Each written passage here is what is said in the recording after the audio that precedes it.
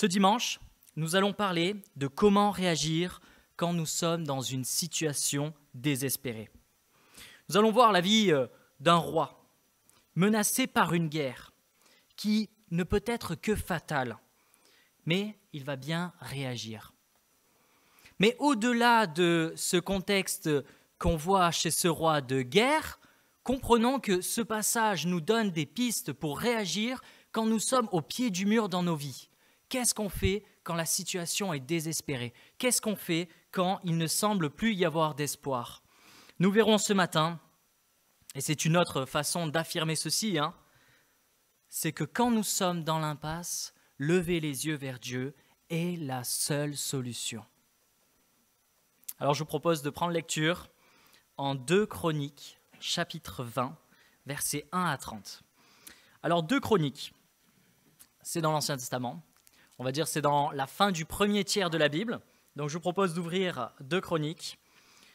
Il y a 1 et 2 Samuel, 1 et 2 Rois, et puis ensuite 1 et 2 Chroniques. Et nous, on va lire dans 2 Chroniques, à partir, chapitre 20, et à partir du verset 1.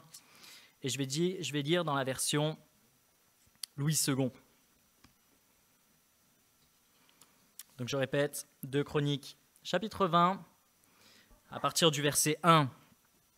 Après cela, les fils de Moab et les fils d'Ammon, et avec eux des Maonites, marchèrent contre Josaphat pour lui faire la guerre. On vint en informer Josaphat en disant « Une multitude nombreuse s'avance contre toi depuis l'autre côté de la mer, depuis la Syrie, et ils sont à Hatzatson Tamar, qui est à En-Gedi. » Dans sa frayeur, Josaphat se disposa à chercher l'Éternel, et il publia un jeûne pour tout Juda. Juda s'assembla pour invoquer l'Éternel, et l'on vint de toutes les villes de Juda pour chercher l'Éternel. Josaphat se présenta au milieu de l'assemblée de Juda et de Jérusalem dans la maison de l'Éternel devant le nouveau parvis. Et il dit, « Éternel, Dieu de nos pères, n'es-tu pas Dieu dans les cieux, et n'est-ce pas toi qui domines sur tous les royaumes des nations? N'est-ce pas toi qui as en main la force et la puissance, et à qui nul ne peut résister? N'est-ce pas toi, ô notre Dieu, qui as chassé les habitants de ce pays devant ton peuple d'Israël, et qui l'a donné pour toujours à la postérité d'Abraham qui t'aimait? Ils l'ont habité, ils t'y ont bâti un sanctuaire pour ton nom, en disant, s'il nous survient quelque calamité, l'épée, le jugement, la peste ou la famine, nous nous présenterons devant cette maison et devant toi. Car ton nom est dans cette maison. Nous crierons à toi du sein de notre détresse, et tu exauceras et tu sauveras. Maintenant voici les fils d'Ammon et de Moab, et ceux de la montagne de Séhir, chez lesquels tu n'as pas permis à Israël d'entrer quand il venait du pays d'Égypte, car il s'est détourné d'eux et ne les a pas détruits. Les voici qui nous récompensent en venant nous chasser de ton héritage dont tu nous as mis en possession. Ô notre Dieu, n'exerceras-tu pas tes jugements sur eux, car nous sommes sans force devant cette multitude nombreuse qui s'avance contre nous. Et nous ne savons que faire, mais nos yeux sont sur toi. » Tout Juda se tenait debout devant l'Éternel, avec les petits-enfants, leurs femmes et leurs fils. Alors l'Esprit de l'Éternel saisit au milieu de l'assemblée Jacaziel, fils de Zacharie, fils de Benaja, fils de Jéiel, fils de Matania, lévite d'entre les fils d'Azaph. Et Jacaziel dit, c'est pas Jacadi, c'est Jacaziel. Soyez attentifs. Tout Juda et habitants de Jérusalem, et toi, roi Josaphat, ainsi vous parle l'Éternel. Ne craignez point et ne vous effrayez point devant cette multitude nombreuse, car ce ne sera pas vous qui combattrez, ce sera Dieu. Demain, descendez contre eux, ils vont monter sur la colline de Tzitz, et vous les trouverez à l'extrémité de la vallée, en face du désert de Jéruel. Vous n'aurez point à combattre en cette affaire. Présentez-vous, tenez-vous là, et vous verrez la délivrance que l'Éternel vous accordera. Juda et Jérusalem, ne craignez point et ne vous effrayez point. Demain, sortez à leur rencontre, et l'Éternel sera avec vous. Josaphat s'inclina, le visage contre terre, et tout Juda et les habitants de Jérusalem tombèrent devant l'Éternel pour se prosterner en sa présence. Les Lévites, d'entre les fils des Kéatites et d'entre les fils des Coréites, se levèrent pour célébrer d'une voix forte et haute les grand matin pour le désert de Tekoa.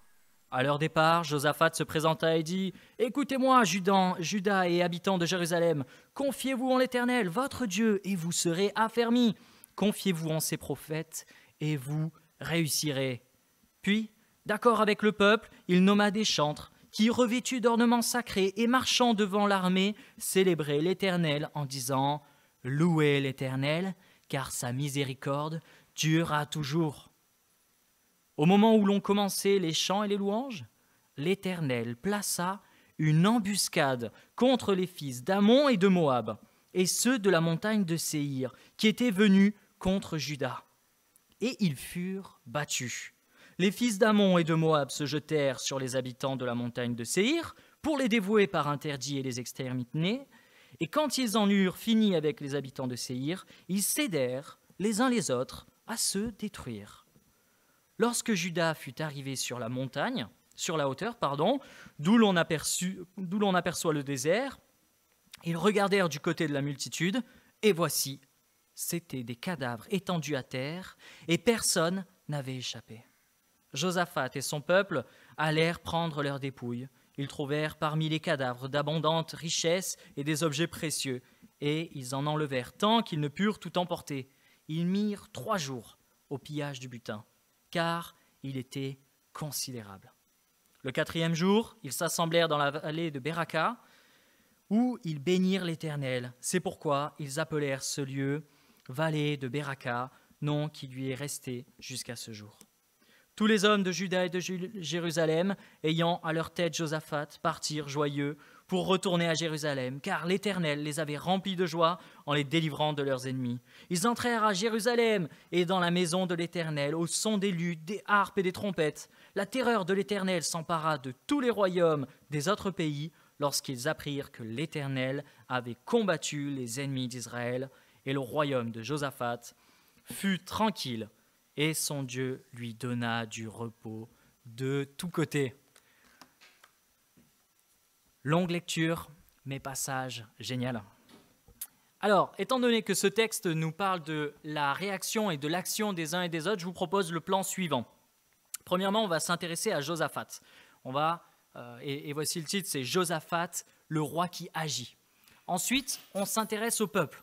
Juda, le peuple qui agit. Et puis dernièrement, on va s'intéresser à l'action de Dieu, l'Éternel, le Dieu qui agit. Alors commençons, Josaphat, le roi qui agit. Une courte introduction au livre de Chroniques. Le livre de Chroniques est un livre historique qui reprend les récits du livre de 1 et 2 rois. Cependant, ce livre s'intéresse uniquement aux rois de Juda, du peuple de Juda. Parce que je ne sais pas si vous le savez ou si vous vous souvenez, mais après Salomon, le peuple de Dieu a été séparé en 2. Il y a eu le peuple d'Israël et puis le peuple de Juda ensuite. C'est, vous savez, cette histoire avec Jéroboam et Roboam. Certains récits, donc, dans le livre des Chroniques, sont inédits, puisqu'il va se concentrer sur les rois de Juda, comme je le disais. Dans 1 roi, chapitre 22, on nous parle de l'histoire de Josaphat, mais on y consacre 10 versets. Le livre des Chroniques va en consacrer 4 longs chapitres pour raconter l'histoire de ce roi. Plusieurs thèmes sont récurrents à ce livre. Je vous en donne 2. Le premier, c'est la venue du roi, d'un roi divin, d'un roi parfait, qui va venir plus tard. Et deuxième thème, c'est la recherche de Dieu par le peuple. Le peuple va venir et va rechercher Dieu. Et il y a plusieurs textes, plusieurs récits qui vont se diriger vers ces 2 thèmes. Notamment, quand Salomon va construire le temple, Dieu va se révéler à Salomon, et voici ce que Dieu va dire en 2 Chroniques, chapitre 7, versets 14 à 15. « Si mon peuple, sur qui est invoqué mon nom, s'humilie, prie et cherche ma face, et s'il se détourne de ses mauvaises voies, je l'exaucerai des cieux, je lui pardonnerai son péché et je guérirai son pays. Mes yeux seront ouverts désormais et mes oreilles seront attentives à la prière faite en ce lieu. En cela, on voit que Dieu se rendra disponible quand son peuple veut venir à lui. Et donc on arrive à l'histoire de ce roi Josaphat, à partir du chapitre 17. Alors, pour donner quelques mots sur Josaphat, sur ses débuts, on voit que Josaphat a très bien commencé. 2 Chroniques, chapitre 17, versets 3 à 6, nous dit ceci. « L'Éternel fut avec Josaphat parce qu'il marcha dans les premières voies de David, son père, et qu'il ne chercha point les Baals. » Donc David n'est pas le père direct de Josaphat, c'est un ancêtre, mais il l'appelle quand même son père, c'est son père spirituel. Et qu'il ne chercha point les Baals, car il eut recours au Dieu de son père et il suivit ses commandements sans imiter ce que faisait Israël. L'Éternel affermit la royauté entre les mains de Josaphat, à qui tout Juda apportait des présents et qui eut en abondance des richesses et de la gloire. Son cœur grandit dans les voies de l'Éternel et il fit encore disparaître de Juda les hauts lieux et les idoles. On voit quelques versets plus tard que Josaphat va lancer un réveil de la foi, puisqu'il va envoyer certains prêtres, certains lévites, enseigner la parole de Dieu à tout le peuple. Et on voit que son règne est tellement prospère que certains ennemis du peuple viennent faire des cadeaux à Josaphat pour s'assurer la paix. Au verset 10, « La terreur de l'Éternel s'empara de tous les royaumes des pays qui environnaient Juda et ils ne firent point la guerre à Josaphat. Des Philistins apportèrent à Josaphat des présents et un tribut en argent, et les Arabes lui apportèrent aussi du bétail, 7100 béliers et 7100 boucs. » Donc, Josaphat suit Dieu. Josaphat élimine les idoles. Josaphat enseigne la parole de Dieu. Bref, un roi qui commence bien. Mais il va commettre une erreur, une première erreur. Celle de s'unir avec la fille de Akab.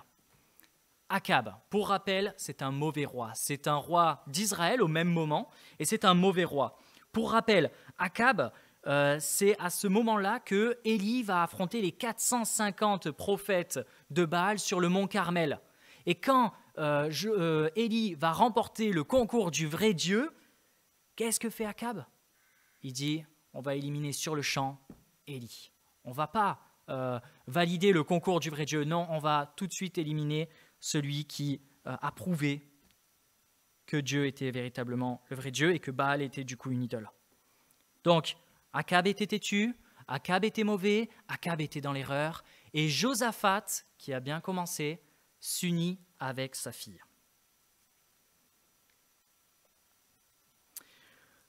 Durant un repas chez ses beaux-parents, Josaphat, Akab lui propose quelque chose. Il lui dit, j'ai un problème avec tel peuple, mais si tu veux, tu peux venir m'aider, comme ça on va combattre ensemble et puis ça sera vite réglé. Josaphat ne réfléchit pas, Josaphat ne demande pas l'avis de Dieu, il dit ok, et il y va. La stratégie de Akab était assez particulière. Il a dit à son beau-fils, écoute, si tu veux, toi, vêtu, toi, de tes habits royaux, reste comme ça, et moi, je vais me déguiser en soldat commun. Je vais être bien équipé, tout ça, mais je vais me mettre un peu à l'écart. Drôle de stratégie, hein. Josaphat, il dit ok. Les Syriens, eux, ont l'ordre de finir la guerre le plus vite possible. Ils disent, ok, dès que vous voyez le roi en face, eh ben, vous le tuez, comme ça, on finit vite la guerre, et puis c'est plié, et puis on a fini. Seulement, ils ne savaient pas que le roi en question, ça n'était pas Akab, c'était Josaphat. Donc, les Syriens entourent ce roi, et il était condamné. Josaphat allait pour mourir.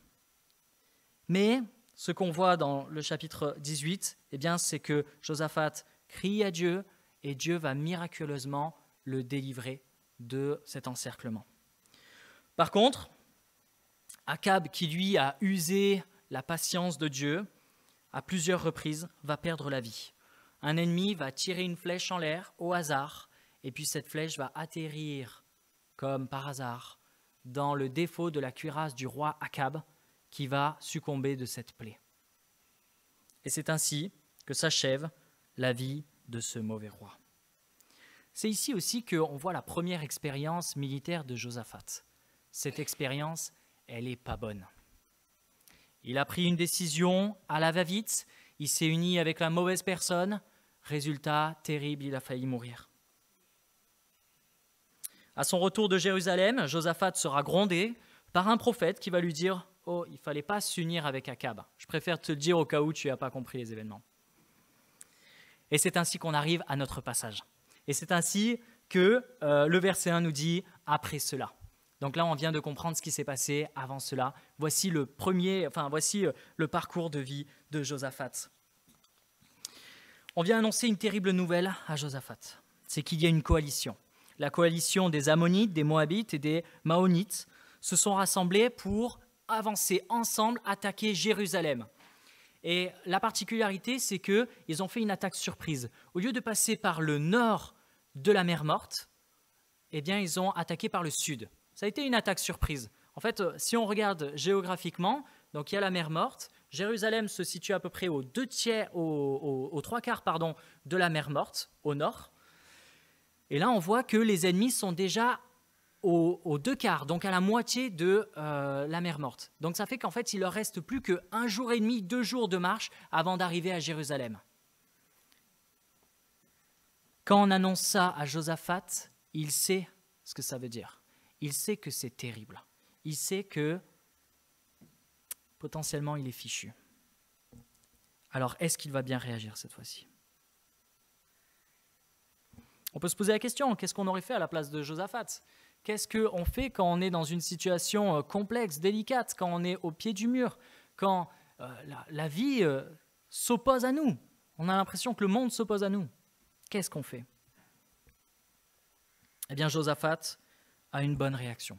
Verset 3, regardez avec moi. Dans sa frayeur, Josaphat se disposa à chercher l'Éternel et il publia un jeûne pour tout Juda. J'aime tellement ce verset, parce que ce n'est pas le verset qu'on peut voir dans les films de super-héros, vous savez. Dans les films de super-héros, on aurait fait un gros plan sur Josaphat, il aurait réfléchi comme ça, et puis il aurait dit « C'est bon les gars, j'ai un plan !» Non, il ne fait pas ça. Josaphat a peur et Josaphat fait tout de suite appel à Dieu. Il est dit, Josaphat se disposa à chercher l'Éternel. Quelle aurait pu être notre réaction ? Est-ce que nous, on aurait cherché une solution par nous-mêmes ? Est-ce qu'on aurait passé un coup de fil à tel autre roi pour qu'il vienne défendre ? Est-ce qu'on aurait demandé à toute l'armée de s'équiper, etc. C'est pas ce qu'a fait Josaphat. Josaphat a tout de suite demandé, s'est tout de suite disposé vers Dieu. Alors, il demande aussi un jeûne. Le jeûne, ça permet de ressentir déjà la faiblesse de notre corps. Vous savez, quand on jeûne, on voit qu'en fait, on est très limité et qu'on a besoin de beaucoup de choses pour vivre. Et c'est un temps de faiblesse, c'est un temps d'humiliation. C'est un temps aussi où Josaphat est en train de dire, ok, là, il faut plus qu'on se concentre sur Dieu que sur notre estomac, que sur nos vies. Donc voici le premier point, Josaphat, le roi qui agit. Et maintenant, regardons la réaction du peuple. Juda, le peuple qui agit. Alors, que va faire le peuple ? Parce que pour l'instant, c'était la décision d'une personne, mais que va faire le peuple ? Eh bien, là aussi, le peuple va bien agir. Verset 4.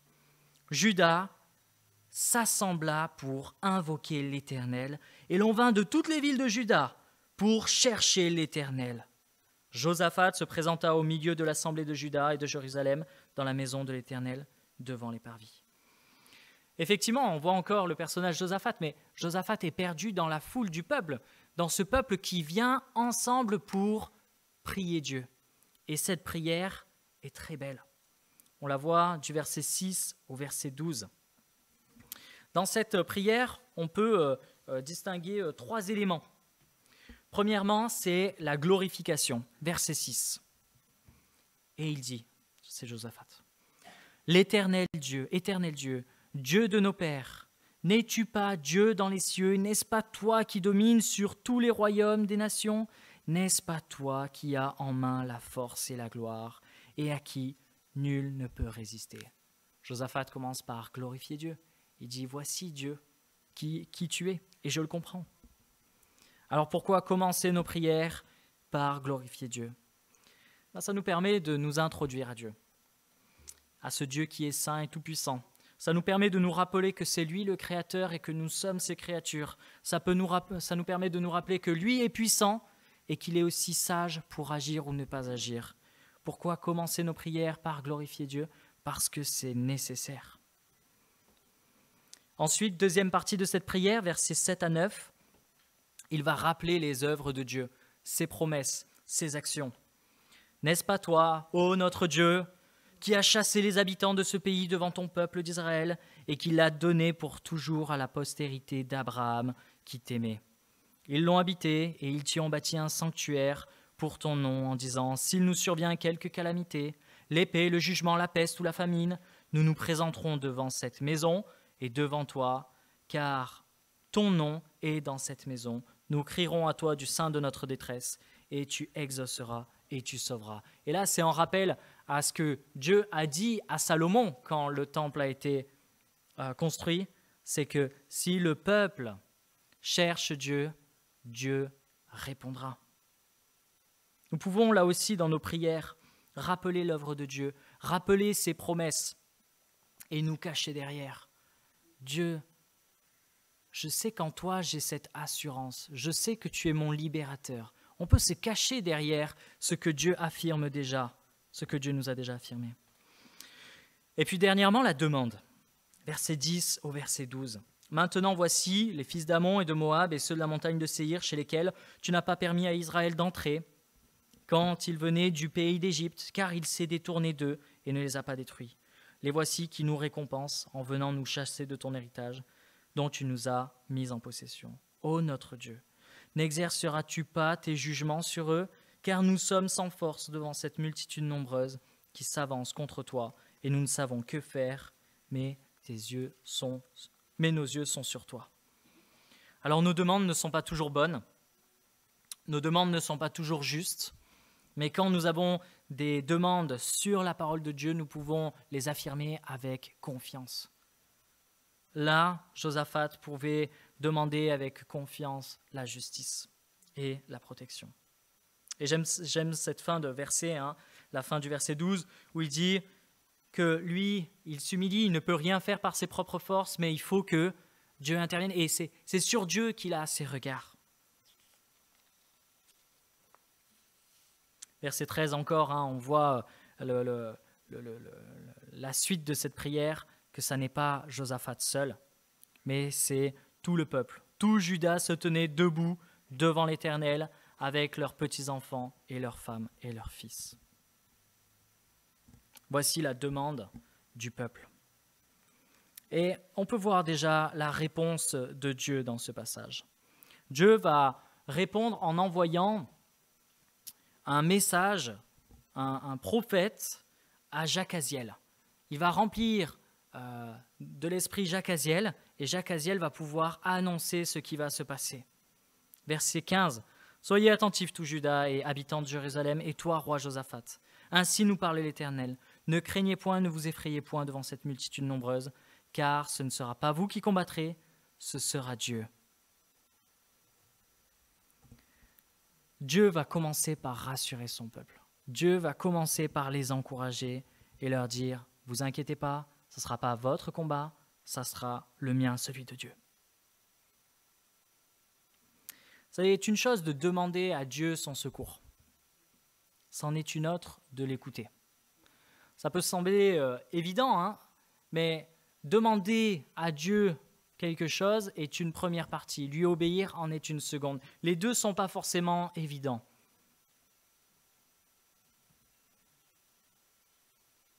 Mais pourtant, c'est ce que va faire le peuple.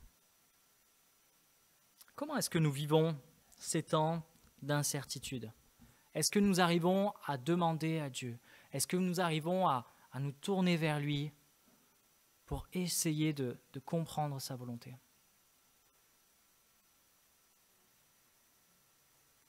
Nous voyons que le peuple accepte. Le lendemain, ils se mirent en marche, de grand matin, pour le désert de Tekoa. Ce n'était pas facile comme décision à prendre. Il y en aurait beaucoup qui auraient voulu certainement s'enfuir. Peut-être d'autres auraient voulu trouver un messager qui partirait essayer de faire la paix, vous savez. Peut-être que d'autres chercheraient à faire des embuscades, etc. Voilà, il y aurait plein de façons de réagir à ça.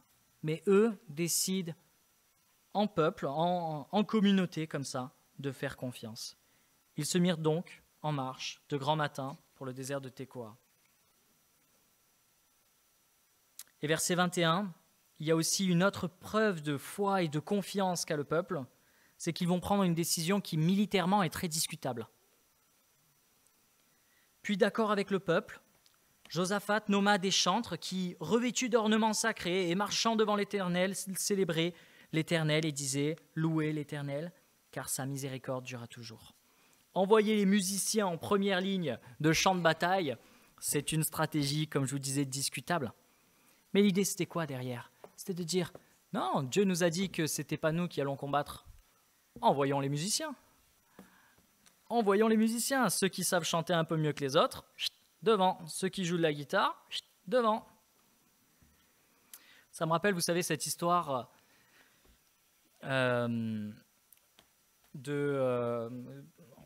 peut-être qu'elle se passe aux États-Unis, je ne sais pas, de paysans qui, depuis des dizaines de jours, des semaines, etc., n'avaient pas de pluie qui était tombée.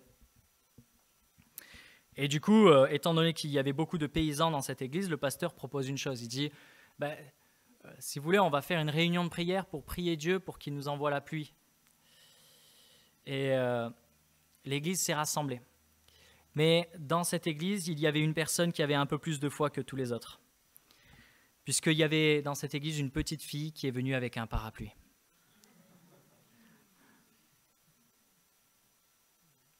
On peut dire « je fais confiance à Dieu ». Mais est-ce qu'on est prêt à vraiment lui faire confiance?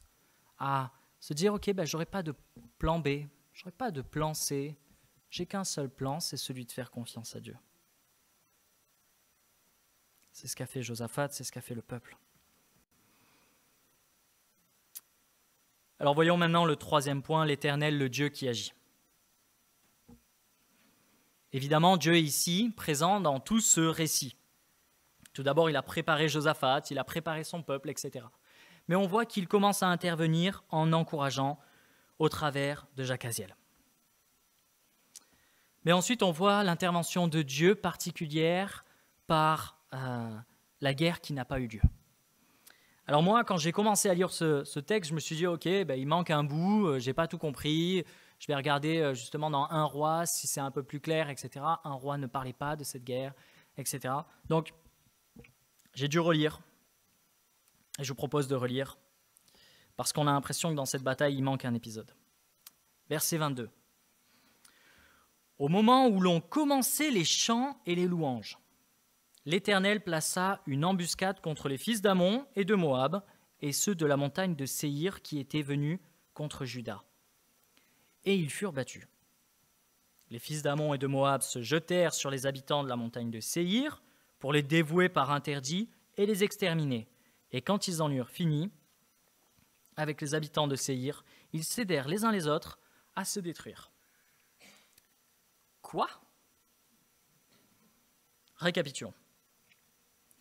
L'Éternel plaça une embuscade. Ok.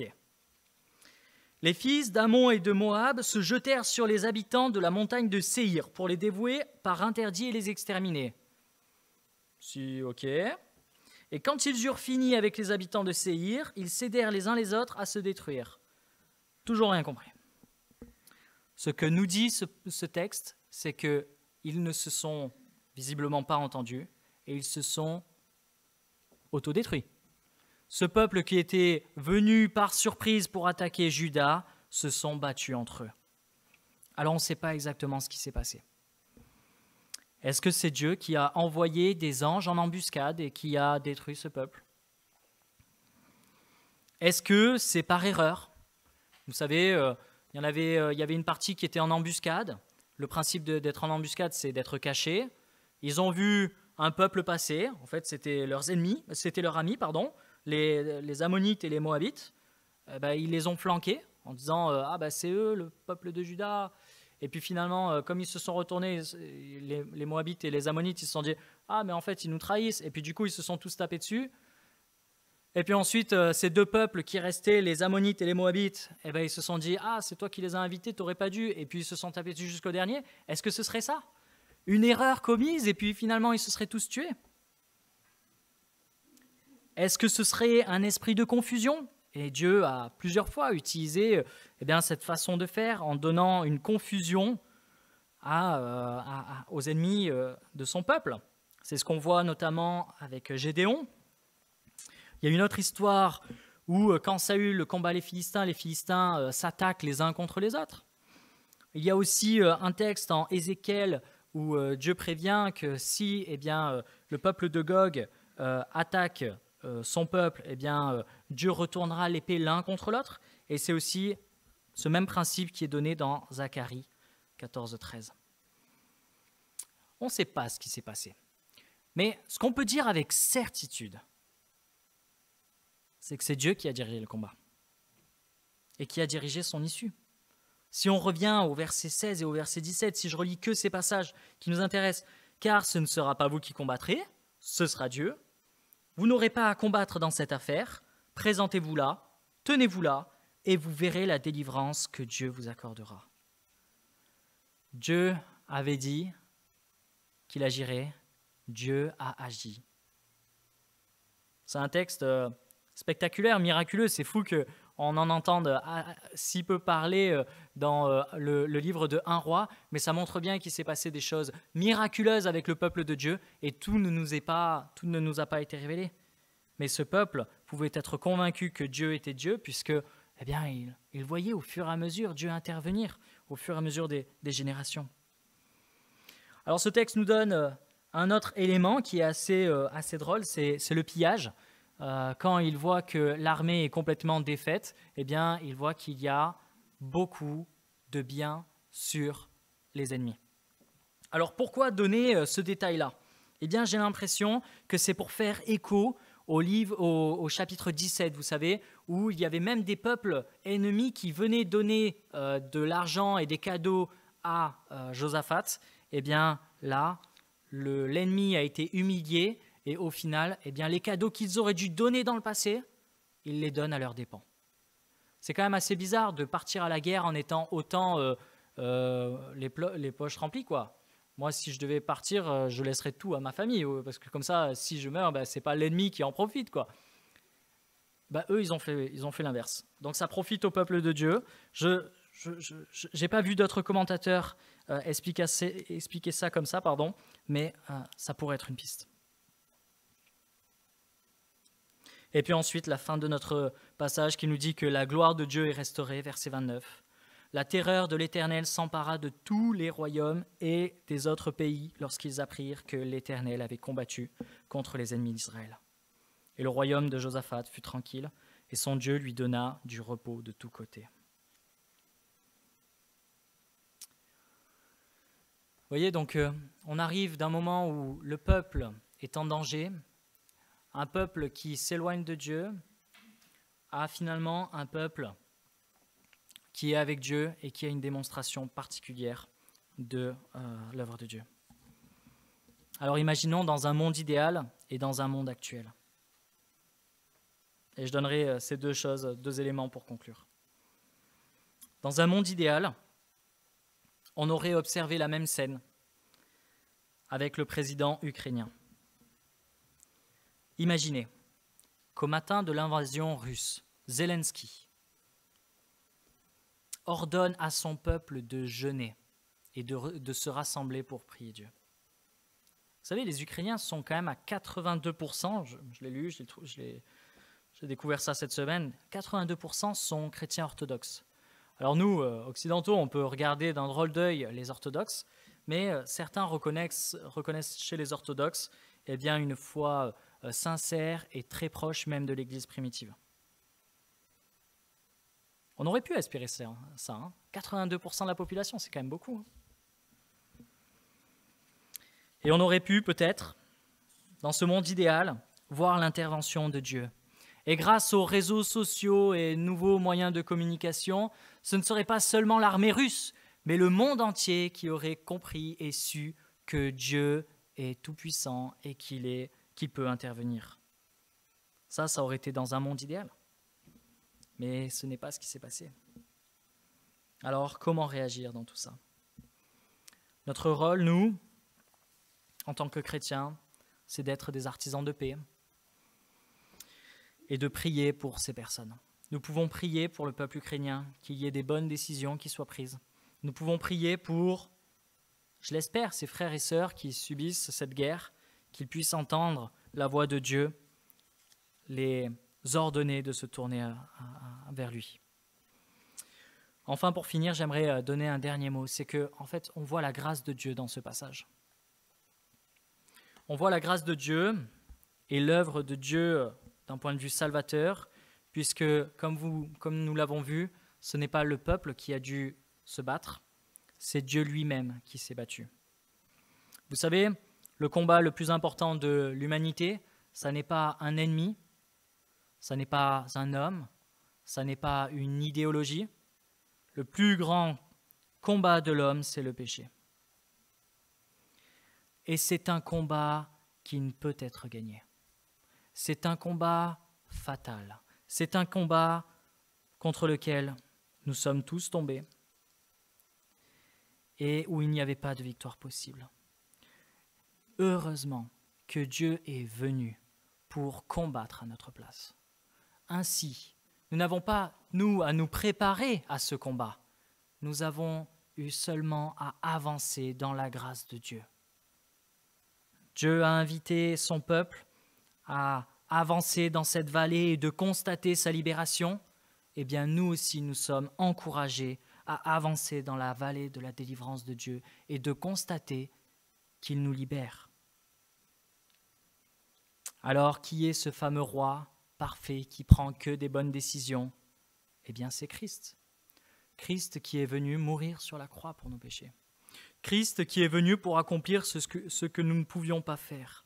Alors, si ce matin, tu remarques ton désespoir face au péché, sache que Christ a combattu pour toi. Sache que tu peux venir à Christ et il te délivrera. Et enfin, dans les circonstances dramatiques de nos vies, quand le monde s'abat sur nous, rappelons-nous que Dieu est souverain et que là encore, nous pouvons tourner nos yeux vers Dieu.